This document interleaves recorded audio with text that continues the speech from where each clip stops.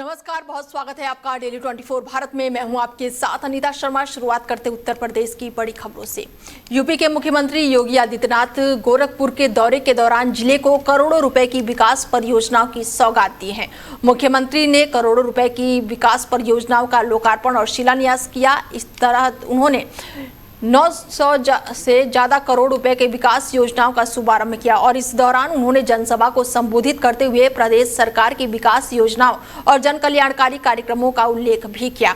उन्होंने कहा कि राज्य सरकार सड़क, स्वास्थ्य, शिक्षा और आधारभूत ढांचों को मजबूत करने की दिशा में लगातार काम कर रही है। उन्होंने कहा कि नए यूपी में विकास को सर्वोच्च प्राथमिकता दी गई है और प्रदेश की सड़क संपर्क व्यवस्था पहले की तुलना में काफी बेहतर हुई है।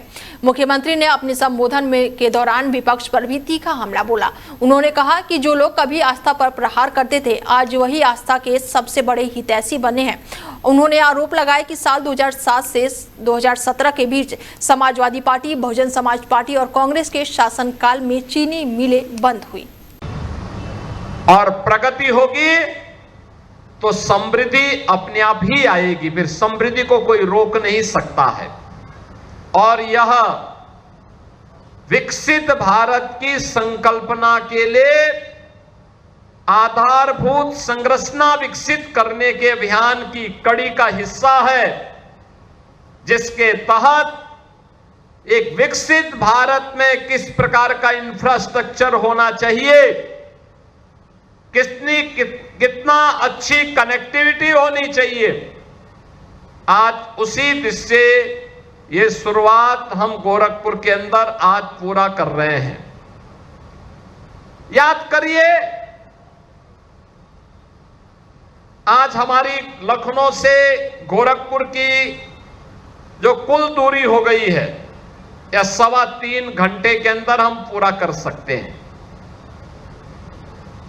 आज से 9 साल पहले, 10 साल पहले इस दूरी को तय करने में 7 से 8 घंटे लगते थे। गोरखपुर से वाराणसी की दूरी तय करने में मात्र 2.5 घंटे का समय लग रहा है। आज से 7 साल पहले, 8 साल पहले इस दूरी को तय करने में समय लगता था 5 से 6 घंटे। आज यहां से कुशीनगर की दूरी तय करने में 1 घंटा लगता है। इससे पहले लगता था 2.5 से 3 घंटा। और प्रगति होगी तो समृद्धि। यूपी के बदायूं जिले के दातागंज थाना क्षेत्र में बड़ी खबर सामने आई है। पुलिस ने मुठभेड़ के दौरान 25,000 रुपए इनामी के वांछित आरोपी को गिरफ्तार कर लिया है। कार्रवाई के दौरान एक पुलिसकर्मी भी घायल हुआ है, जिसे इलाज के लिए अस्पताल में भर्ती कराया गया है। पुलिस के मुताबिक गिरफ्तार आरोपी एक ऐसे मामले में वांछित चल रहा था जिसमें एक युवक को नशीला पदार्थ देकर उसके एटीएम कार्ड और नकदी हड़प ली गई थी। आरोपी की तलाश लंबे समय से की जा रही थी और उस पर 25,000 रुपए का इनाम घोषित था। पुलिस ने बताया कि दातागंज क्षेत्र में कार्रवाई के दौरान आरोपी से सामना हुआ और इसके बाद से मुठभेड़ हुई और इस दौरान एक पुलिसकर्मी भी घायल हो गया है। घायल जवान को तुरंत अस्पताल पहुंचाया गया, जहां उसका उपचार चल रहा है। पुलिस ने आरोपी को हिरासत में लेकर आगे की कानूनी प्रक्रिया शुरू कर दी है। अधिकारियों का कहना है कि अपराधियों के खिलाफ अभियान लगातार आगे भी जारी रहेगा। गिरफ्तारी के लिए पुलिस टीमें सक्रिय है और इस कार्रवाई के बाद से पुलिस ने मामले से जुड़े अन्य पहलुओं की जाँच भी शुरू कर दी है। आज दिनांक 22 जुलाई 2026 को जनपद बदायूं के थाना दातागंज क्षेत्र में मंडी समिति के पास मुखबिर की सूचना पर 25,000 के इनामी अजय की घेराबंदी की गई। घेराबंदी के दौरान अभियुक्त द्वारा पुलिस पर जान से मारने के नियत से फायरिंग की गई, जिससे एसटीएम राहुल के हाथ में गोली लगी। पुलिस की जवाबी कार्रवाई में अभियुक्त के पैर में गोली लगी। अभियुक्त के कब्जे से 1 अदद तमंचा 315 बोर, 1 अदद खोखा कारतूस, 2 अदद जिंदा कारतूस बरामद हुआ तथा जमा तलाशी से एक अपराध में लिप्त एटीएम बरामद हुआ तथा अभियुक्त के विरुद्ध कई जनपदों में आपराधिक मुकदमे पंजीकृत है। वहीं जनपद में नगर सुंदरीकरण के नाम पर बनाए गए स्वागत द्वार की गुणवत्ता पर सवाल खड़े हो गए हैं। नगर पालिका द्वारा समाज सेवियों के नाम से बनाए गए स्वागत द्वार पर लगे ग्रेनाइट पत्थर के अचानक गिरने से बड़ा हादसा हो गया। घटना नगर के स्टेशन रोड स्थित जिला पंचायत कार्यालय के पास की बताई जा रही है।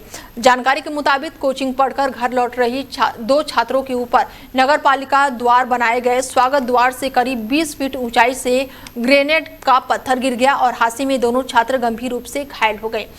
उन्होंने आरोप लगाया कि नगर पालिका द्वार बनाए गए इस स्वागत द्वार में खराब गुणवत्ता की सामग्री का इस्तेमाल किया गया है, जिस कारण पत्थर गिरने लगा है और स्थानीय लोगों की मदद से घायल छात्रों को तत्कालीन मेडिकल कॉलेज की इमरजेंसी में भर्ती कराया गया, जहां उनका इलाज चल रहा है। घायल छात्रों ने बताया कि वो कोचिंग से घर जा रही थी और तभी रास्ते में स्वागत द्वार से अचानक से ही पत्थर गिरा और उनके ऊपर गिर गया है। इसके बाद से छात्र जो है वो गंभीर रूप से घायल हो गए। फिलहाल उन्हें अस्पताल में भर्ती कराया गया है, जहाँ पर उनका इलाज जारी है। संदीप कुमार। क्या हो गया आपकी बहन के साथ? हम लोग लाइब्रेरी से पढ़ के 3 लोग आ रहे थे। अभी जो नगर पालिका का गेट है उससे कम से कम 20 से 30 kg का पत्थर गिरा और मेरी बहन के सर पे लगा। मैं आगे निकल आया था, नहीं मेरे भी लगता, लेकिन मैं आगे निकल आने के कारण मैं बच गया। लेकिन मेरी बहन के लगा और मेरी उसकी जो फ्रेंड थी उसके भी थोड़ा सा लगा है। अच्छा, तो क्या क्या मानते, कहीं लापरवाही है क्या नगर पालिका बहुत की? बड़ी लापरवाही है। ये सरकार में पैसा खाते हैं और ये काम नहीं करवाते हैं, सही करते हैं, थोड़ा बड़ा बनवा देती हैं बस। तो क्या इमरजेंसी में भर्ती है आपकी बहन? यस, बहुत सारा इतना बड़ा लगभग सर में बहुत सारा खून निकल गया, काफ़ी बड़ा होल हो गया है, उसमें बहुत ज़्यादा खून बह रहा है। अभी पट्टी हड्डियाँ हुई हैं उसकी। क्या चाहते हैं आप? हम इसमें सख्त कार्रवाई चाहते हैं। अच्छा, तो कहाँ से आ रहे थे पढ़ने, कहाँ जा रहे थे आप लोग? हम लोग PFCI लाइब्रेरी से पुलिस लाइन जा रहे थे। अच्छा, क्या नाम है आपका, आपकी बहन का? संदीप कुमार, बहन का आरती। अच्छा, कहाँ पर जा रहे थे कोचिंग पे? कहाँ? हम लोग PFCI से पढ़ के जा रहे थे, घर जा रहे थे। Police line. संदीप कुमार। क्या हो गया आपकी बहन के साथ? ललितपुर जिले के बानपुर थाना क्षेत्र में चकबंदी विवाद को लेकर मारपीट का मामला सामने आया है। गांव में चकबंदी को लेकर दो पक्षों के बीच विवाद इतना बढ़ गया कि दोनों ओर से जमकर लाठी डंडे चले और इस घटना में दोनों पक्षों के करीब 7 लोग गंभीर रूप से घायल हो गए। जानकारी के अनुसार चकबंदी मामले को लेकर गाँव में अधिकारियों की मौजूदगी थी। बताया जा रहा है कि अधिकारियों के जानने के बाद से दोनों पक्ष आमने सामने आ गए और कहासुनी के बाद से विवाद बढ़ गया। देखते ही देखते दोनों पक्षों में जमकर मारपीट शुरू हो गई। मारपीट के दौरान कई लोग घायल हो गए हैं। घटना के बाद से घायलों को इलाज के लिए अस्पताल में भर्ती कराया गया है। डॉक्टरों द्वारा घायलों का उपचार किया जा रहा है। घटना की जानकारी मिलते ही पुलिस मौके पर पहुंची है और पुलिस ने दोनों पक्षों से पूछताछ शुरू कर दी है। गांव में शांति व्यवस्था बनाए रखने के लिए निगरानी भी बढ़ा दी गई है। चकबंदी जैसे जमीन से जुड़ी विवादों को लेकर हुई इस घटना के बाद से गाँव में चर्चा का माहौल बना हुआ है। पुलिस का कहना है कि जाँच के आधार पर आगे की कार्रवाई की जाएगी। आनंद सिंह। क्या हो गया आपके गांव में, क्या मामला? सर जी, हमारे गांव में चकबंदी हो रही है। ठीक है। वहाँ पर चकबंदी का नाप होने गया था पिछले 4 दिन पहले। नाप संदीप कुमार। आपका? आनंद सिंह। क्या हो गया? हम लोग खेत में बाल्टी उठाने गए। हम भाई जाते बाल्टी रखी थी, हमने पानी पीने के लिए ले गए थे। हम लोग उठाने गए, पापा मम्मी खड़े थे रोड पर। जैसे ही अधिकारी निकले, ये लोग माय कुलाड़ी फारसों के 13 जो बहुएं और सब मिला जुला के 13 आदमी थे। सब मम्मी पापा को मार रहे थे। जैसे ही मम्मी चले आनी तो हम लोग दौड़े, हमारे पास कुछ तो था नहीं, हम लोग बचाए तो हमारे लिए भी यहाँ पर मारी उनने कुल्हाड़ी, यहाँ पर मारी, यहाँ पर भाई के लिए 20 सिर में कुल्हाड़ी मारी। आपने देखा है। कितने लोग, आप लोग कितने लोग घायल हैं? हम लोग 4 लोग घायल हैं, हमारे माताजी, पिताजी, बड़े भैया और हम। किस गाँव की घटना है? बानपुर। यूपी सरकार में समाज कल्याण, अनुसूचित जाति एवं जनजाति कल्याण मंत्री असीम अरुण ने त्रिपुरा के डीजीपी अनुराग धाकड़ की मृत्यु को लेकर बड़ा बयान दे दिया। उन्होंने इस पूरे मामले को लेकर गंभीर बताते हुए निष्पक्ष और गहन जांच की जरूरत बताई। मंत्री असीम अरुण बड़ौद पहुंचे, जहां उन्होंने त्रिपुरा के डीजीपी अनुराग धनखड़ की ओर श्रद्धांजलि दी। उन्होंने कहा कि अनुराग धनखड़ उनके बैचमेट रहे हैं और दोनों ने साथ काम करने के साथ साथ काफी समय साथ बिताया था। उन्होंने कहा कि अनुराग धनखड़ एक मजबूत इच्छा शक्ति वाले और कर्मठ कर अधिकारी थे। असीम अरुण ने कहा कि अनुराग धनखड़ ने कई महत्वपूर्ण जिम्मेदारियां निभाई और इसके साथ ही सुप्रीम कोर्ट के आदेश पर गठित कमेटी का नेतृत्व भी किया। मंत्री ने बताया कि सीबीआई में कार्यकाल पूरा होने के बाद से सुप्रीम कोर्ट ने उन्हें नामित करते हुए एक मामले को देखने की जिम्मेदारी दी थी। मंत्री ने कहा कि अनुराग धनखड़ के साथ जो घटनाक्रम हुआ है उसकी सच्चाई सामने आनी चाहिए। उन्होंने उम्मीद जताई कि त्रिपुरा सरकार इस मामले को गंभीरता से लेते हुए पूरी जांच कराएगी। यूपी के बागपत जिले के बड़ौद में बुधवार को त्रिपुरा के डीजीपी अनुराग धनखड़ की अंतिम यात्रा में बड़ी संख्या में लोग शामिल हुए। सुबह से ही उनके अंतिम दर्शन के लिए लोगों का तांता लगा रहा। लोगों ने पुष्पचक्र अर्पित करके उन्हें श्रद्धांजलि दी और शोक संवेदना परिवार के प्रति संवेदनाएं व्यक्त की। गांधी रोड स्थित उनके आवास से सुबह करीब 9:30 बजे अंतिम यात्रा शुरू हुई और जैसे जैसे अंतिम यात्रा आगे बढ़ी, शहर के अलग अलग मार्गों पर लोगों ने रुक रुक कर पुष्प अर्पित किए और अपने प्रिय अधिकारी को अंतिम विदाई दी। यात्रा बावली चुंगी स्थित शमशान घाट पहुंची, जहां पूरे रास्ते लोगों की भीड़ देखने को मिली और माहौल पूरी तरह से भावुक देखने को मिला। राजकीय और सैन्य सम्मान के साथ पूरे विधि विधान के साथ उन्हें विदा किया गया। शमशान घाट पर पुलिस जवानों ने अपने वरिष्ठ अधिकारी को गार्ड ऑफ द ऑनर देकर अंतिम सलामी दी। राजकीय और सैन्य सम्मान के साथ पूरे विधि विधान से उनका अंतिम संस्कार संपन्न कराया गया।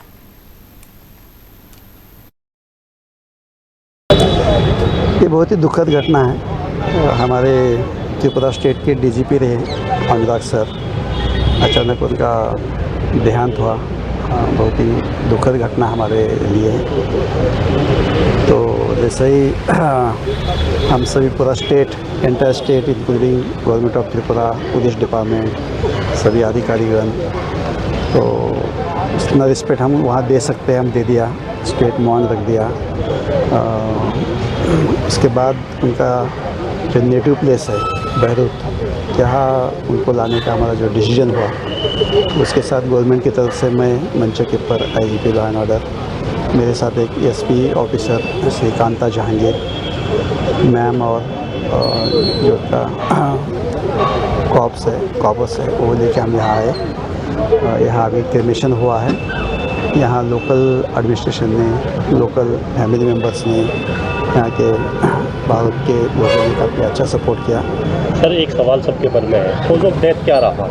कोई कहता है कि गोली मारी है, कोई कहता है कि तो आपका पुलिस विभाग में है, क्या जानकारी देंगे प्रथम दृष्टया? प्राइम फेसी हमने जो पाया गया उनके ऑफिस में जो टॉयलेट है, एंटी चैम्बर है, उसमें उनके हैंगिंग पोजीशन में पाया गया। वो टोटली अंदर से लॉक था। लॉक होने की वजह से हम जल्दी निकाल नहीं पाए, तो इसलिए देर हुआ। तो टॉयलेट में क्या पंखे से लटके थे? नहीं, वहाँ जो एक कील होता है, एक कील को दुपट्टा लगा के अपने गले में उन्होंने फांस की पोजीशन में पाए गए। तो हमने काफ़ी कोशिश किया, रिवाइव करने का भी कोशिश किया, हॉस्पिटल भी लेके गए, पर कोई फ़ायदा नहीं हुआ। तो क्या कोई नोट भी मिला है इस तरह से? कोई इस तरह से प्राइम फेसी कोई क्लू नहीं है, कोई नोट नहीं है। अभी इन्वेस्टिगेशन चल रहा है। जो कील थी वो क्या हाइट रही होगी, कितनी मोटी कील थी वो? नहीं, उनकी हाइट से ऊपर ही थी, तो उसी को लगा हुआ था।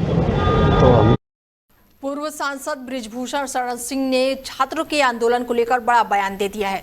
उन्होंने कहा कि यह आंदोलन एक पवित्र उद्देश्य के साथ शुरू हुआ था और वो छात्रों की मांगों के समर्थन में है। हालांकि उन्होंने आरोप लगाया कि अब कुछ राजनीतिक समूह इस आंदोलन को अपने हितों के लिए प्रभावित करने की कोशिश कर रहे हैं।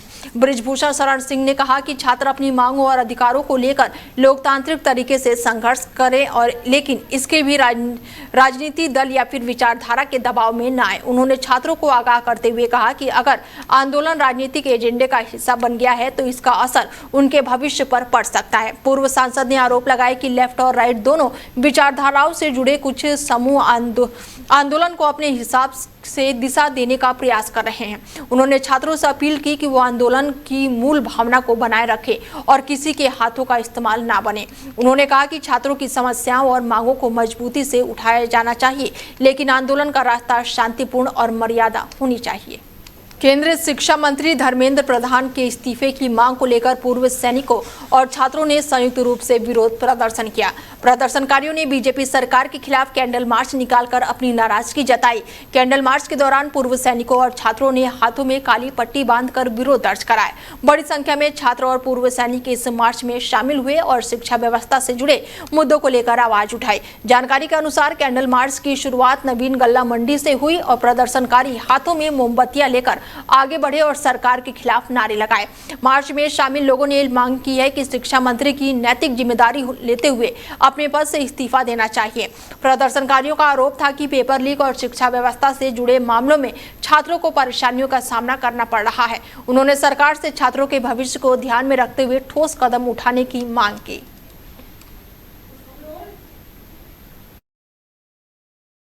क्या नाम है आपका? कैप्टन शिवपाल सिंह। आज आपको काली पट्टी बांधकर और कैंडल मार्च लेकर क्यों आज आप लोग धरने उस सड़क पे क्या वजह? वर्तमान सरकार जो छात्रों के साथ अनदेखी कर रही है, सबसे पहले यहाँ लखनऊ में छात्र 20 से 30 की संख्या में मारे गए, उनके प्रति कोई हमदर्दी नहीं। उसके बाद नीट जैसी महत्वपूर्ण परीक्षा लीक हो गई, उसके लिए कोई प्रतिक्रिया सरकार की नहीं, कोई हमदर्दी नहीं। जब उसका प्रोटेस्ट किया बच्चों ने वहां जंतर मंतर में जाके, तो सरकार ने उनके उस प्रतिरोध को दबाने के लिए उनके साथ बर्बरता पूर्वक जो व्यवहार किया, छोटे छोटे बच्चों को साथ हाथ पैर तोड़ दिए गए, लड़कियों के कपड़े फाड़े गए। और काला फीता बांध के रात आपने कैंडल मार्च कैसे निकाले, क्या वजह? ये दिल्ली में जंतर मंतर पर जो बच्चों के साथ अन्याय हुआ है, जो बच्चों के भविष्य के साथ खिलवाड़ हो रही है, उनकी बात नहीं सुनी जा रही है, उनको मारा पीटा गया है, और उन जो 13-13 साल की बच्चियां, 12-12 साल की बच्चियां, उनके साथ उनके कपड़े फाड़े गए, उनके साथ अत्याचार किया गया। इसके विरोध में हम पूर्व सैनिकों ने ये कैंडल मार्च निकाला है। और जो बच्चे अभी पेपर लीक की वजह से आत्महत्या कर लिए, शहीद हो गए, उनकी वजह से हम लोग उनकी शांति के लिए कैंडल मार्च निकाल रहे हैं। वहीं यूपी के पीलीभीत जिले में गौकशी मामले में वांछित बदमाशों और पुलिस के बीच मुठभेड़ का मामला सामने आया है।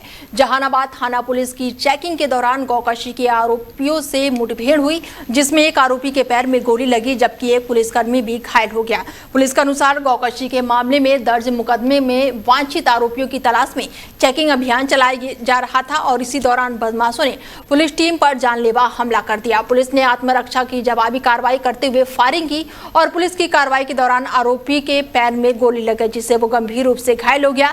घायल आरोपी को पुलिस ने अस्पताल में भर्ती कराया है, जहां पर उसका इलाज चल रहा है। फिलहाल मामले में गिरफ्तार आरोपी से पुलिस लगातार पूछताछ कर रही है और घटना से जुड़े तथ्यों की जानकारी जुटाई जा रही है। समाजवादी पार्टी के वरिष्ठ नेता आजम खान की मुश्किलें एक बार फिर से बढ़ती हुई नजर आ रही हैं। रामपुर स्थित उनकी जौहर यूनिवर्सिटी की सीवरेज ट्रीटमेंट प्लांट एसटीपी के उपयोग शुल्क को लेकर जल निगम में नोटिस जारी किया गया है। नोटिस में यूनिवर्सिटी के रजिस्ट्रार को 15 दिन के भीतर लगभग 11 करोड़ रुपए ब्याज समेत जमा करने का निर्देश दिया गया है। नोटिस में चेतावनी दी गई है कि निर्धारित समय में भुगतान नहीं होने पर रिकवरी चालान जारी करने की कार्रवाई की जाएगी। जानकारी के मुताबिक दिसंबर 2019 से जौहर यूनिवर्सिटी सीवरेज निस्तारण के लिए 5 MLD क्षमता वाले एसटीपी का इस्तेमाल किया गया है।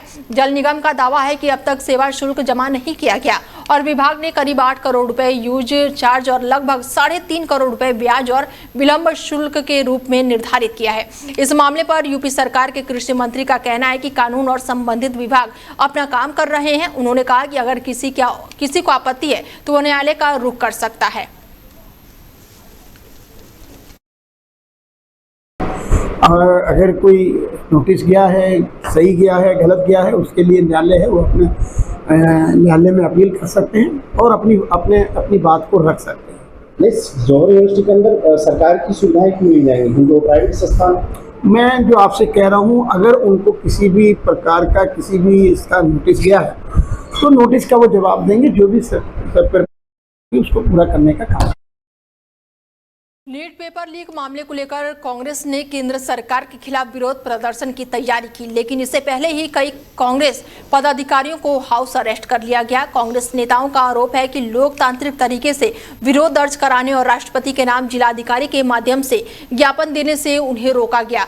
कांग्रेस नेता ने कहा कि राहुल गांधी द्वारा नीट पेपर लीक मामले को लेकर प्रधानमंत्री आवास के बाहर धरना देने और पुलिस कार्रवाई के विरोध में ये प्रदर्शन किया जाना था। उनका आरोप है कि पुलिस द्वारा नेताओं को हिरासत में लेकर लोकतांत्रिक मूल्यों पर सवाल खड़ा करता है।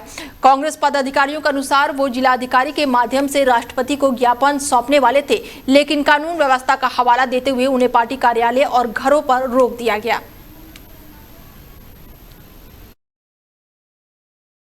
लोकतंत्र की हत्या का जो दृश्य देखा है देश ने, जो राष्ट्रीय स्तर के नेताओं को जिस तरीके से बेइज्जत करके उनको घसीटते हुए ले जाया गया, थाने में रखा गया, क्या दोष है उनका? हम लोकतंत्र की हिफाजत कर रहे हैं। हम लोकतंत्र में नौजवानों के जिनका भविष्य बर्बाद है उनकी आवाज उठा रहे हैं। उनकी माताएं और बहनें आकर के दिल्ली में बैठी हुई हैं, किसी भी दल को, ज्यादातर भाजपा के दल की भी है, और गाली दे रहे हैं भाजपा के पार्टी के नेताओं को कि क्योंकि नौजवान ही नहीं सफर कर रहा है।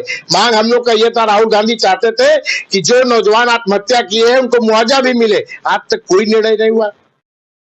समाजवादी पार्टी के नेता प्रतिपक्ष माता प्रसाद पांडे अपने प्रतिनिधि मंडल के साथ रामपुर पहुंचे, जहां संत शिरोमणि रविदास गेस्ट हाउस पहुंचने पर उन्हें गार्ड ऑफ द ऑनर भी दिया गया। इसके बाद माता प्रसाद पांडे अपने समाजवादी पार्टी के प्रतिनिधि मंडल के साथ जौहर यूनिवर्सिटी के लिए रवाना हो गए।